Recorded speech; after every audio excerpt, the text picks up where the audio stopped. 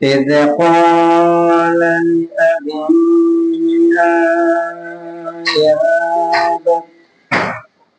يا أبت لم تعبدون ما لا يسمع ولا يبصر ولا يغني عنك شيئا صدقت يا ربنا. وقال شان حبيب رسول الله صلى الله عليه وسلم إن الله وملائكته يصلون على النبي يا أيها الذين آمنوا صلوا عليه وسلموا تسليما. اللهم صل على محمد وعلى آل محمد كما صليت على إبراهيم وعلى آل إبراهيم إنك حميد مجيد. الحمد لله। শুকরিয়া জানাই সে মহান আল্লাহ সুবহানাহু ওয়া তাআলার দরবারে যে আল্লাহ রাব্বুল আলামিন পবিত্র জুমার দিনে আসা বসার দিনের কয়েকটি কথা শোনা বোঝার আমল করার তৌফিক দান করেছে। এই জন্য সকলেই শুকরিয়া আদায় করছি, সকলেই বলছি আলহামদুলিল্লাহ। দরুদ পাঠ করি তাজদারে মদিনা আহমদে মুস্তাফা খাতামুন নবীন সাইয়্যিদুল মুরসালিন রাহমাতাল লিল আলামিনের রওজা মুবারাকে আমরা সকলে পড়ছি সাল্লাল্লাহু আলাইহি ওয়াসাল্লাম। আমাদের আলোচনা চলছিল ইব্রাহিম আলাইহিস সালামের যে কয়টা পরীক্ষা হয়েছে, কেন ইব্রাহিম আলাইহিস সালামকে খলিল বললেন, ইব্রাহিম আলাইহিস সালামের যে খলিল বলার যে কারণ, তাকে কোলের কাছে টেনে নেওয়ার যে কারণ, তাকে জনাব হযরত ইব্রাহিম আলাইহিস সালামকে একজন উত্তম মানুষ বলার কারণ, কোন কোন পরীক্ষার মাধ্যমে তিনি পাশ করেছিলেন, আর সেগুলো রব্বুল আলামিন কিভাবে কোরআনুল কারীমের ভিতরে জানিয়ে দিচ্ছেন যে এই পরীক্ষাগুলোই তিনি উত্তম পন্থা অবলম্বন করেছেন, আর এই জন্য আমি তাকে বিশ্ব নেতা বানিয়ে দিলাম। সুবহানাল্লাহ। জাতির পিতা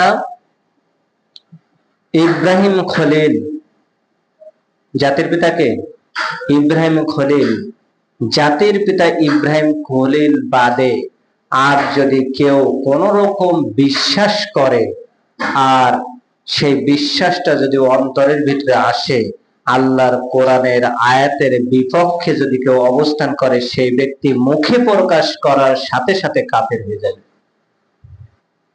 এই জন্য আমাদের জাতির পিতা ইব্রাহিম আলাইহিস সালাম, জাতির পিতাকে ইব্রাহিম আলাইহিস সালাম, এই ইব্রাহিম আলাইহিস সালাম বাদে আর কাউকে জাতির পিতা বললে বিশ্বাস করা যাবে না। আকীদাগত দিক থেকেও এটার উপরে কোন রকম আস্থা, বিশ্বাস, মৌখিক স্বীকৃতিও দেওয়া যাবে না। কোন মুসলমান এই স্বীকৃতি দিতে পারে না।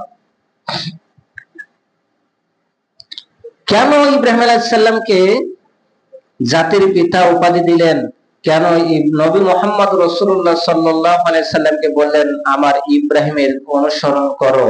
কারণ তার ভিতরে উত্তম আদর্শ আছে, সেই উত্তম আদর্শটা আমি দিয়ে দিয়েছি, সুতরাং তুমিও নবী হযরত ইব্রাহিম আলাইহিস সালামকে অনুসরণ করো। ইব্রাহিম আলাইহিস সালাম যে পরীক্ষাগুলো হয়েছিল আমরা বলছিলাম, তার এক নম্বর পরীক্ষা হলো,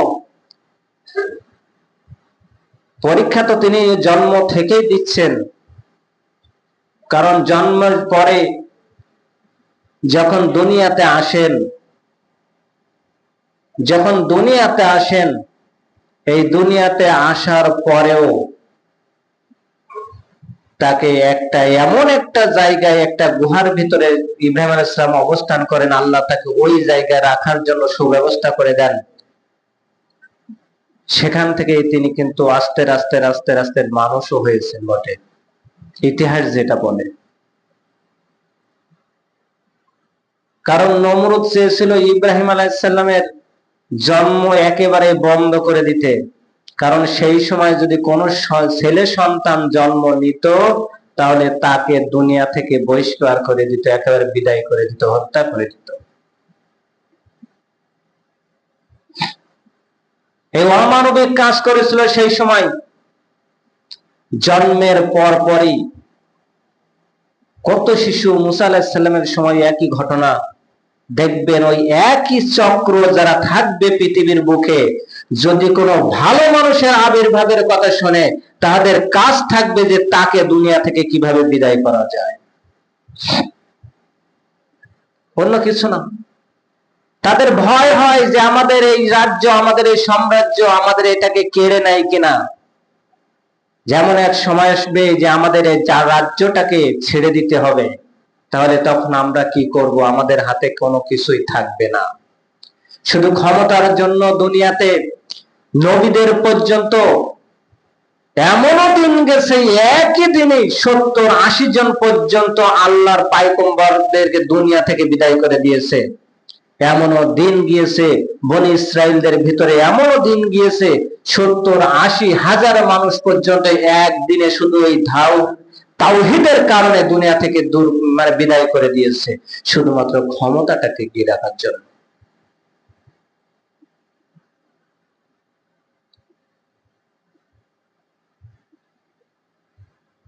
হযরত ইব্রাহিম আলাইহিস সালামের আম্মা জন্মের পরে মা জননী নিজের এই সন্তানকে আর কোলে রাখতে পারলেন না। জন্ম যখন হয়ে গেছে আর তো ঢেকে রাখা যায় না। পাশের বাড়ির কত মানুষে খবর পালো, ওই নমরুদের কানেও কিন্তু খবর চলে গিয়েছে আজরের ঘরে একটা সন্তান জন্ম নিয়েছে। ইব্রাহিম আলাইহিস সালামের মাকে কে যেন যুক্তি দিল, তোমার এই সন্তানটাকে ওই অদূর প্রান্তরে একটা গুহার ভিতরে রেখে আসো। ওই গুহার ভিতরে যখন রাখবে ওই দায়িত্ব কিন্তু একজন নিয়ে নেবে, সুতরাং আপনার কোনো ভয় নাই।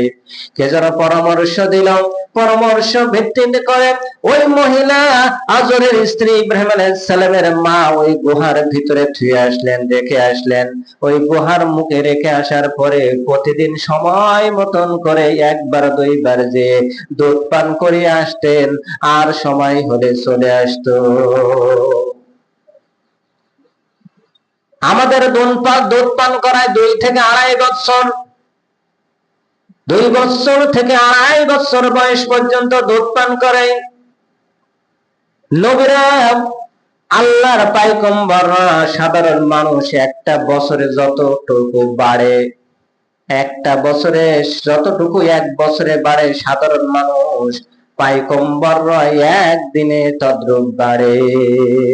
সুবহানাল্লাহ বলবেন। সমাজের ভিতরে কি এই যে এখন বিভিন্ন যে কীটনাশক, ঔষধের ভিতরে একটা কীটনাশক আছে কিন্তু বাড়ন্ত দেয় না ফসলে। এই বাড়ন্ত যখন দেবে দেখবেন, বাড়ন্ত দেওয়ার সাথে সাথে কিন্তু 7 দিনের ভিতরে যেটা আপনার 1-1.5 মাসেও সম্ভব না, সেটা 7 দিনে বেড়ে গেছে। নবীদের একটা মুজিজা ছিল, নবীদের একটা পাওয়ার ছিল। আল্লাহর বান্দাদের একটা পাওয়ার থাকে, এই পাওয়ারের কারণে আল্লাহর বান্দারা ওই নূরের কারণে, আল্লাহর এই পাওয়ারের কারণে, ঈমান শক্তির কারণে ওই আল্লাহর বান্দারা কিন্তু 1 বছরে, একদিনে 1 বছরের সমান কিন্তু বাড়ন্ত বেড়ে যায়। দেখতে দেখতে বয়স হয়ে যায়, দেখতে দেখতে বেড়ে যায়। হযরত ইব্রাহিম আলাইহিস সালাম এভাবে বাড়ার পরে তিনি চিন্তা করলেন, যখন বয়স হয়ে যায়, সাবালক বয়স যখন হয়ে যায়, তিনি চিন্তা করলেন, আমার বাবা, আমার এই বাবা এমন একজন বাবা, যেই বাবাকে সমাজের সবাই চেনে। কারণ কোন কারিগর, কোন জিনিসের কারিগর যদি কেউ থাকে আর সেই কারিগর যদি ভালো একটা জিনিস তৈরি করতে পারে, তাহলে কিন্তু সারা এলাকায় নাম ফুটে যায়। ওই জিনিসটা ওই কারিগর সুন্দর করে ভালো করে বানাতে পারে, সুনাম হয়, সুনাম হয় না? বিভিন্ন জায়গাতে আসে। এমন এক ঘরের সন্তান হযরত ইব্রাহিম আলাইহিস সালাম যখন ওই মূর্তি পূজাগুলো তৈরি করে, বাবা পাথর দিয়ে টোকাই করে, কাদা মাটি দিয়ে সুন্দর করে টোকাই টোকাই সুন্দর করে তৈরি করে। আর হযরত ইব্রাহিম আলাইহিস সালাম দেখে, বসে বসে দেখে। দেখার পরে হযরত ইব্রাহিম আলাইহিস সালাম তার বাবাকে প্রশ্ন করছে, বাবা আপনি যে আপনি তৈরি করলেন, ইয়াসমাউ ওয়ালা ইবসিরু ওয়ালা ইগনি আনকা শাইয়া। আল্লাহ রাব্বুল আলামিন এই বাপ বেটা দুটো মুহূর্তে কথোপকথন তুলে দিয়েছেন কোরআনের মাধ্যমে। সূরা মারইয়ামের আয়াত নম্বর 42 রব্বুল আলামিন বলছেন, যখন সে তার পিতাকে বলতেছে, বাবা তুমি যে নিজের হাতে যে মূর্তি পূজা তৈরি করছো, এই মূর্তি পূজা কি তোমার কথা কি শুনতে পারে নাকি? তোমার কথা শ্রবণ করতে পারে নাকি? সে শোনে নাকি? সে বোঝে নাকি? সে দেখে নাকি? সে তোমার কোনো উপকারে আসে নাকি? দুই বাপ্পই কথোপকথন করছেন। এই কথার মাঝে যখন বোঝাবুঝি, আমার বাবা যখন আমার কথা না বুঝতে চায়, বুঝেও যখন না বুঝতে চায়, তখন একটা রাগ হয় কি হয় না? কিন্তু সন্তান কি কখনো বাবার গায়ে কি হাত তুলতে পারে কি পারে না? পারবে নাকি? পারবে না। কারণ কোন ব্যক্তি যদি বাবার গায়ে হাত তোলে, হযরতে আম্মা জান আয়েশা রাদিয়াল্লাহু তাআলা বলেন, আমরা যখন মক্কা থেকে মদিনায় যখন চলে যাচ্ছিল হিজরতের পরে, যখন ইসলামের প্রাথমিক যুগে, আমার মা আসমা বিনতে আসমা, আমার মা তার মানে আম্মা জান আয়েশার মা আসমা, হযরতে আবু বকর রাদিয়াল্লাহু তাআলা আনহু দুইটা স্ত্রী ছিল। প্রথম একটা স্ত্রী মারা যাওয়ার পরে ওই ঘরের সন্তান হলো আসমা।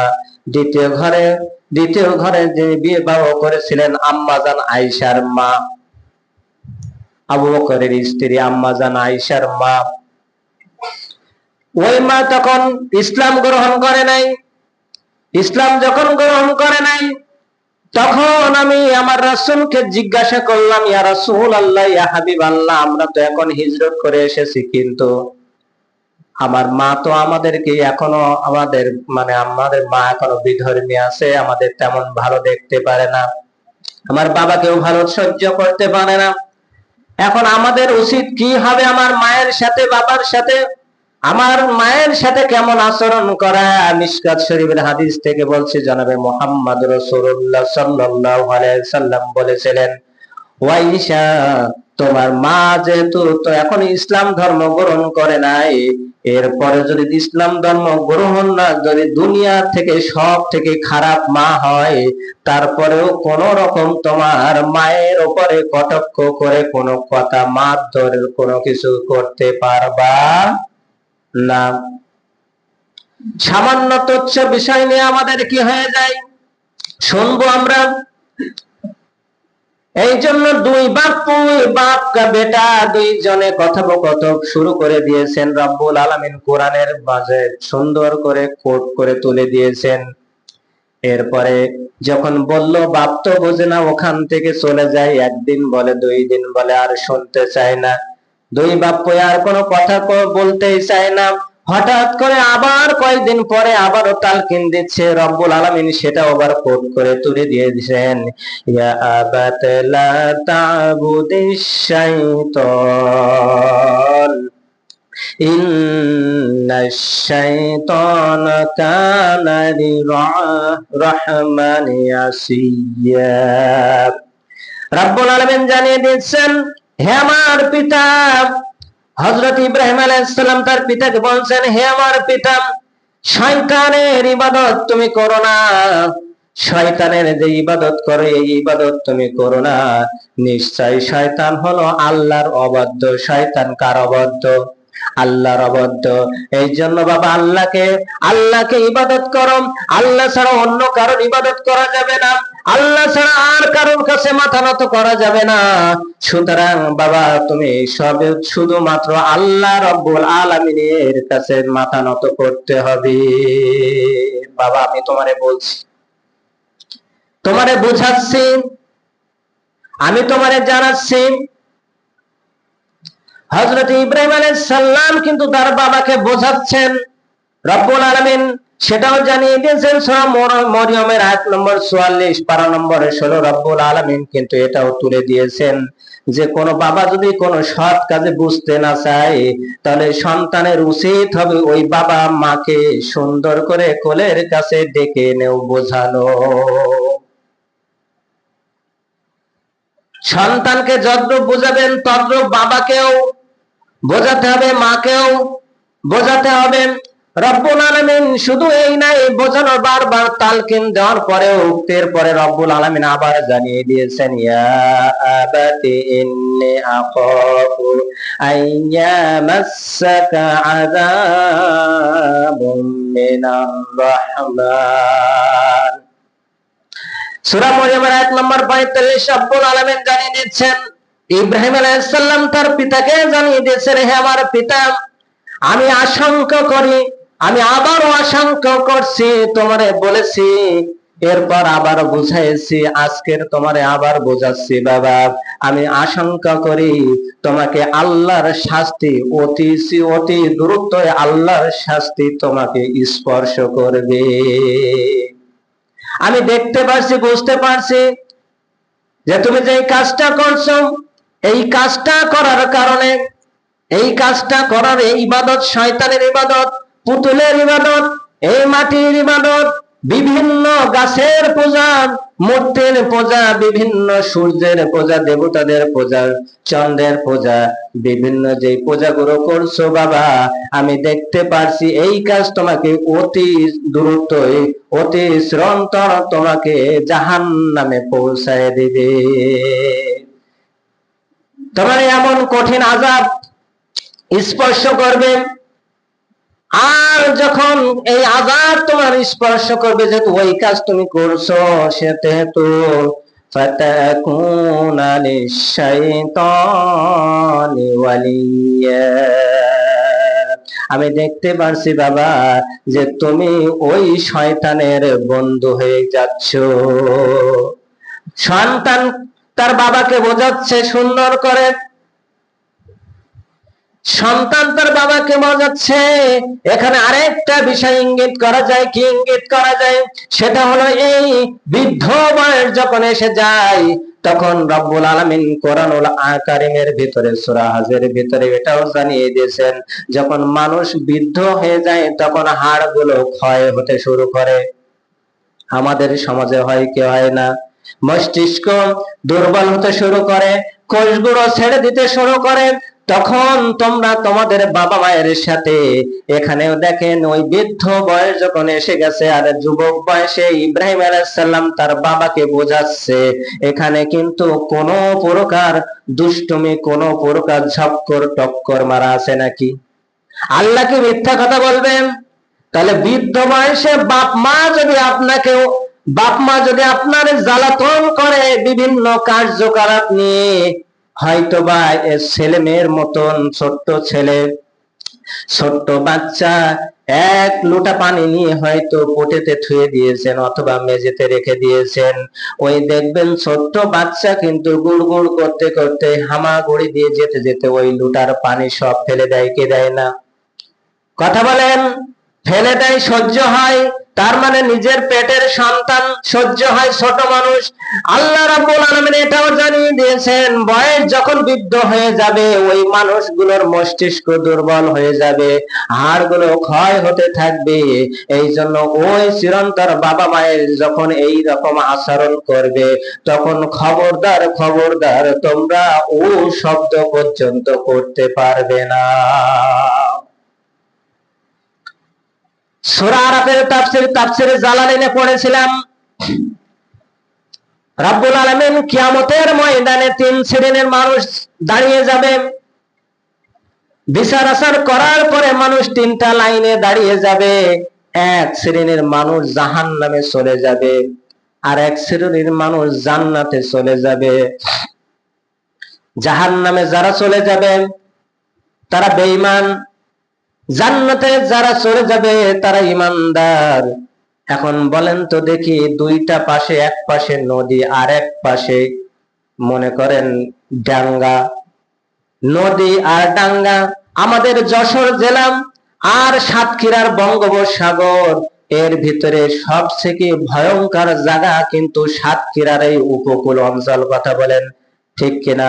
ওই নদীর পাড় দিয়ে যারা বসবাস করে ওরা হলো ভয়ঙ্কর অবস্থায় আছে, কারণ পানিতে যারা আছে ওরা তো একরকম আছে কষ্টের ভিতরে, ওরা ওই পরিবেশে তৈরি হয়ে গেছে। ওই যারা জেলেরা যায় সাগরের ভিতরে, যে জেলেরা চলে যায় মাছ ধরতে, ওরা আবহাওয়ার অনুকূল দেখে ওরা আশ্রয় কেন্দ্র খোঁজে, কারণ ওই পরিবেশে ওরা কিন্তু মানুষ হতে হয়েছে, পরিবেশে থাকতে হয়েছে। তার মানে জাহান্নামে যারা যাবে ওরা তো জাহান্নামের আযাব কিন্তু সহ্য করার মতন আল্লাহ ওদেরকে তৈরি করে দিবে।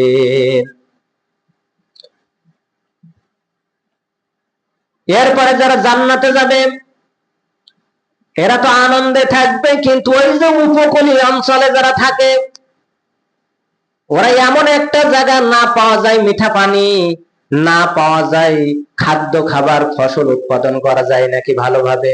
যায়? যায় না। আমাদের এই সমাজে দেখবেন একটা লাউয়ের বিচি, কয়টা শাকের বিচি ছড়িয়ে দিবেন, কয়দিন পরে খাওয়া যায় কি যায় না? সবজি সুন্দর করে খাওয়া যায়, কিন্তু সাতক্ষীরা উপকূলীয় অঞ্চল, এই জোয়ার আসে এই ভাটা হয়ে যায়, লোনা পানিতে সবকিছু নষ্ট করে নিয়ে যায়। এমন একটা পরিবেশে সূরা আরাফের ভিতরে রব্বুল আল্লাহ নবী সাল্লাল্লাহু আলাইহি সাল্লাম বলেন, জাহান্নাম আর জান্নাতের মাঝখানে যে একটা প্রাচীর থাকবে, বাপ মাকে যারা কষ্ট দিয়েছে, বাপ মায়ের উপরে যারা নির্যাতন করেছে, বাপ মায়ের উপরে যারা জুলুম করেছে, এই মানুষগুলো ওই আরাফ নামক স্থানে ওরা দাঁড়িয়ে থাকবে। কতদিন দাঁড়িয়ে থাকবে আল্লাহর নবী কিন্তু বলে না।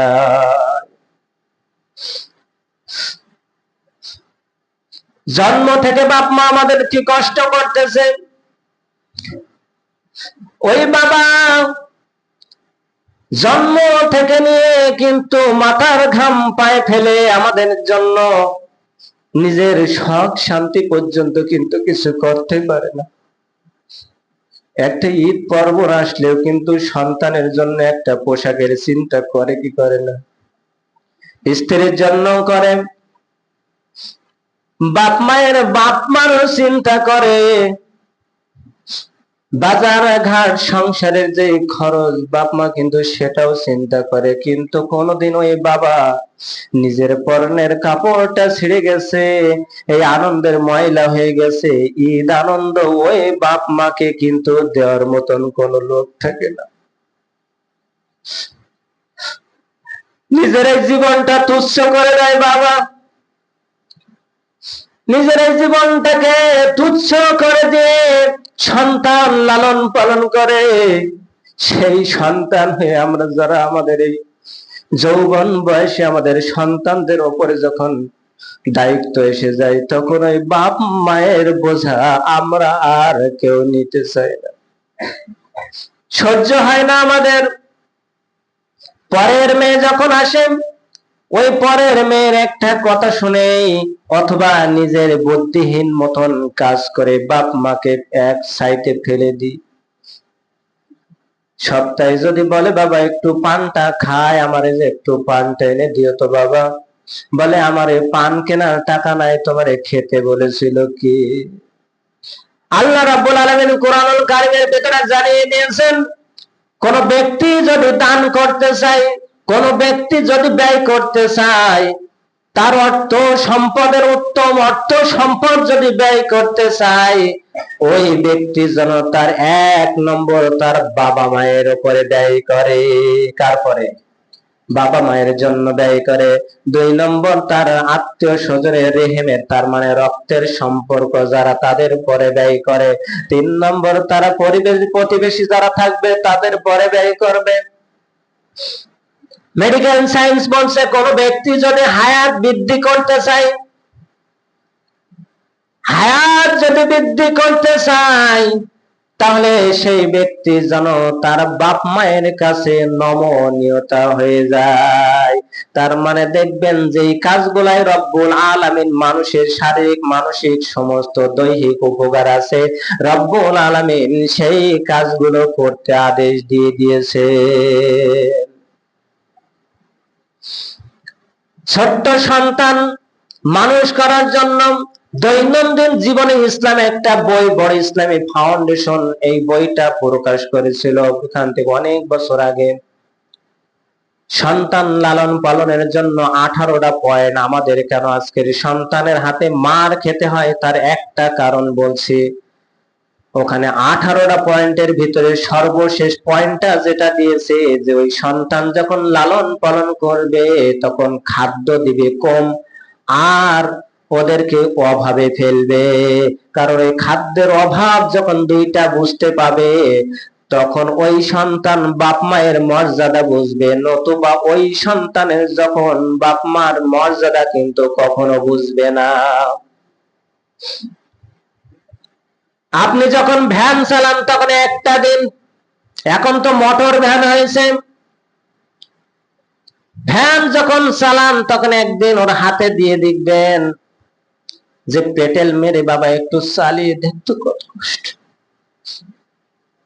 মাঠে যখন যান একদিন সাথে করে নিয়ে যেয়ে দেখবেন, বলেন বাবা একটু মাঠে কাজ করো দেখো কত কষ্ট।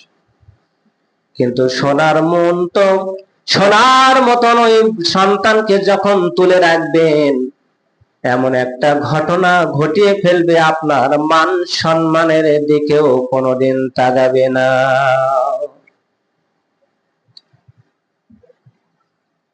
এই জন্য কোন সন্তান তার বাপ মায়ের উপরে কটু কথা বলতে পারবে না। কারণ ওই যে আরাফ নামের স্থানে যেই সকল মানুষগুলো দাঁড়িয়ে থাকবে ওরা কিন্তু নামাজি ছিল, আমার মতন ইমাম সাহেব ছিল, আপনাদের মতন মুসল্লিও থাকবে। হয়তো আমরা এমন মানুষ হয়ে গেছি নিজের অর্থের কারণে, নিজের একটু মর্যাদার কারণে, নিজে একটু সেফ সাফাইয়ের কারণে ওই বৃদ্ধ মা বাবাকে আমরা নিজেরাও কিন্তু হাত দিয়ে পরিষ্কার করি না। স্ত্রী আসে, এখানে আরেকটা বিষয় আছে, সংসারের সমস্ত কাজগুলো স্ত্রীর ঘাড়ের পরে দিয়ে দিই। স্ত্রী আসছে শুধু সংসারের দায়িত্ব না, আপনার ঈমানটা রক্ষা করার জন্য। আল্লাহর নবী সাল্লাল্লাহু আলাইহি সাল্লাম বলেছেন কোন স্ত্রী যদি 4টা কাজ করে তাহলে সেই স্ত্রী জান্নাতে যাবে। তার ভিতরে 1 নম্বর হলো স্বামীর খেদমত করা, স্বামীর কথা শোনা। এখন বলেন তো দেখি ওই জায়গায় কি বাপ মায়ের খেদমতের করা কি রাসূল বলে গেছে নাকি? কথা বলেন, বুঝতে হবে একটা। কিন্তু করে এই জন্য যে ওটা আপনার জিনিস। কারণ জনাবে মুহাম্মদ রাসূলুল্লাহর আরেকটা হাদিস আছে, কোন স্বামী যখন পরবাসে যায়, কোন স্বামী যখন তার বাড়িতে অবস্থান না করে, তার সমস্ত মাল সামানা দেখার দায়িত্ব, ওই সমস্ত সম্পদ দেখার দায়িত্ব, দেখাশোনার দায়িত্ব তখন স্ত্রীর পরে আসে। কার পরে? স্ত্রীর পরে। এই জন্য যতক্ষণ পর্যন্ত আপনি বাড়ি থাকবেন না ততক্ষণ পর্যন্ত দেখবে ওই স্ত্রী যখন বাড়ি আসবেন কষ্ট করে আসার পরেও বাপ মায়ের খেদমত করার সময় আপনিও কিন্তু একটু সহযোগিতা করবেন। সব কিন্তু ওই কাঙালিনীর ঘাড়ে দিয়ে দিলে আপনি কিন্তু বাঁচতে পারবেন না। দায়িত্ব দিয়েছি আল্লাহ আপনার উপরে, দায়িত্ব কিন্তু আমরা জোর করে দিচ্ছি স্ত্রীর পরে। মাঝখানে সবগুলো নিয়ে যাচ্ছে বটে স্ত্রী, কিন্তু কিয়ামতের ময়দানে কিন্তু আমরাই কিন্তু আটকে যাব। এই জন্য স্ত্রীর নিয়ে আপনি কাজ করেন, স্ত্রী নিয়ে একটু বোঝান পাড়ান সুন্দর করে করেন, দেখবেন ওই বান্দি আল্লাহর ওই বান্দিও কিন্তু কাজ করবে, আপনারও কিন্তু ওই সুযোগে পিতামাতার খেদমত হয়ে যাবে, কি হবে না? এই জন্য আমরা চেষ্টা করব কখনো কোনোদিন কোনো বিষয়ে একটু পরে জানবো বা এরপরে আসবে, কোন বিষয়ে কখনোই কিন্তু বাপ মায়ের উপরে কটু কথা বলা যাবে না। এমনকি যদি আপনার সম্পদ থেকে বহিষ্কার করে দেয়, অপর ভাইকে সম্পদ সব লিখে দেয়, আপনি বোঝাতে পারবেন, বোঝাতে পারবেন এই শেষ, এর অতিরিক্ত কিন্তু কিছু করা যাবে না, করতে পারবেন না। আল্লাহ রাব্বুল আলামিন আমাদের আমল করার তৌফিক দান করুক। আর এই বিষয়টায় সুন্দর করে পর্যবেক্ষণ করে কখনোই যেন বাপ মায়ের উপরে ছোট্ট যারা আছো তোমাদেরকেও বলছি, যারা এখনো পর্যন্ত অবিবাহিত আছো, কোন জিনিসের খাতিরে বাপ মায়ের উপরে চোখ রাঙিয়ে কথা বলবে না। চোখ রাঙিয়ে যদি কথা বলো আর ওই অবস্থায় যদি ওই বাপ মা শুধু চোখের পানি ফেলে দোয়া করে, ওই দোয়া কখনো মিস যাবে না। যেই বাপ মাই হোক না কেন, চোখের পানি ফেলে যেই দোয়া করবে ওই দোয়া কখনো কিন্তু মিস যাবে না, যাবে না, যাবে না। আমা তাওফিক ইল্লা বিল্লাহ।